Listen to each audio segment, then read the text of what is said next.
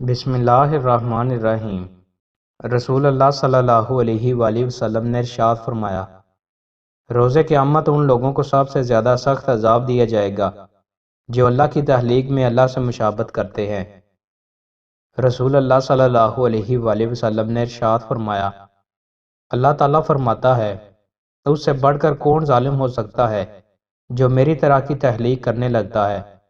انہیں چاہیے کہ وہ ایک ذرہ یا ایک دانہ یا ایک جو تو پیدا کرے۔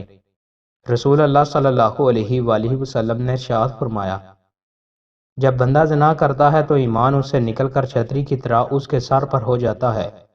جب وہ اس عمل سے رجوع کر لیتا ہے تو ایمان بھی اس کی طرف پلٹ آتا ہے۔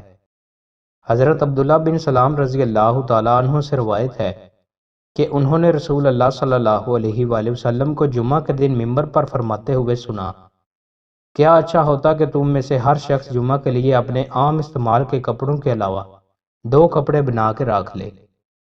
رسول اللہ صلی اللہ علیہ وآلہ وسلم نے ارشاد فرمایا، اللہ کی عبادت اس طرح کرو جیسے تم اسے دیکھ رہے ہو، اگر تم اسے نہیں دیکھ رہے تو وہ تمہیں دیکھ رہا ہے۔